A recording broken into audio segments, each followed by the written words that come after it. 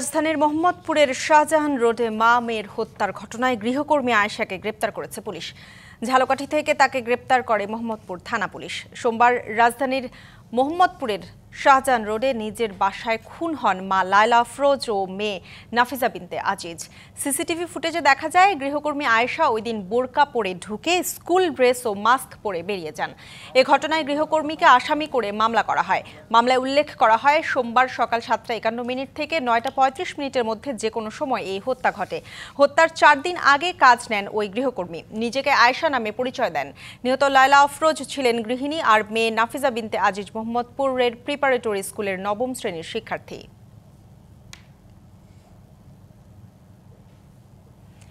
এই মুহূর্তে রাজধানীর তেজগাঁও জোনের ডিসি কার্যালয়ের সামনে আছেন সহকর্মী রাকিব হোসেন, যুক্ত হচ্ছেন তিনি। রাকিব, হত্যাকাণ্ড ও আসামির গ্রেপ্তার প্রসঙ্গে পুলিশ কি বলল, বিস্তারিত জানাবেন। দেখেন যে মোহাম্মদপুরে গত সোমবার মোহাম্মদপুরে লায়লা আফরোজ এবং তার মেয়ে নাফিজাকে নৃশংসভাবে খুনের ঘটনা ঘটে।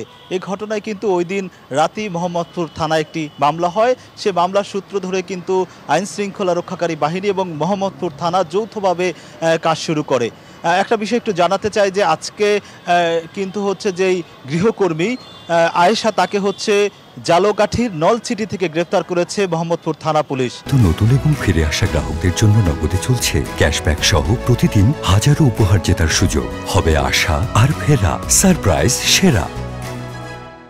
মূলত গ্রেপ্তারের আগের কথা একটু আপনাকে জানাতে চাই। এখানে যেই পুলিশ রয়েছে, পুলিশের সঙ্গে আমরা কথা বলেছি। পুলিশ আমাদের যেটা জানিয়েছেন যে যখন হত্যা সংগঠিত হয়, হত্যাকাণ্ডের পরে এই গৃহকর্মী আয়েশা তার স্বামী রাব্বিকে ঘটনাটি জানায়, হত্যার বিষয়টি জানায়। জানানোর পরে দুজন ঢাকা থেকে পালিয়ে যায় গ্রামের বাড়িতে এবং এই আয়েশাকে পালাতে সাহায্য করে তার স্বামী রাব্বি।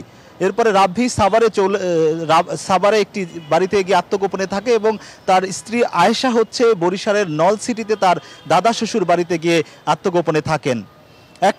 একটা বিষয় একটু জানাতে চাই যে এই পুলিশ এই আয়েশার বিরুদ্ধে কিন্তু গত 6 মাস আগে মোহাম্মদপুরের ভেরিবাদে একটি চুরির ঘটনাও আছে। সেই চুরির ঘটনায় মোহাম্মদপুর থানায় একটি সাধারণ জিডি হয়। সেই জিডির সূত্র ধরেই কিন্তু কুলুলেস এই হত্যাকাণ্ডের যে আসামি রয়েছেন, প্রধান আসামি, এই আসামি আয়েশাকে বরিশাল থেকে আজকে গ্রেপ্তার করা হয়েছে এবং এই গ্রেপ্তারের আগে কিন্তু একাধিকবার আইন শৃঙ্খলা রক্ষাকারী বাহিনী কিন্তু অভিযান চালিয়েছেন। তবে তাকে আনার পর আসলে হত্যার যে মোটিভ, সেই মোটিভ সম্পর্কে আইন শৃঙ্খলা রক্ষাকারী বাহিনী আমাদের পরবর্তী টাইমে আসলে বিস্তারিত জানাবেন। এই ছিল তেজগাঁও ডিসি কার্যালয় থেকে আমার কাছে সবশেষ। রাকিব, আপনাকে ধন্যবাদ।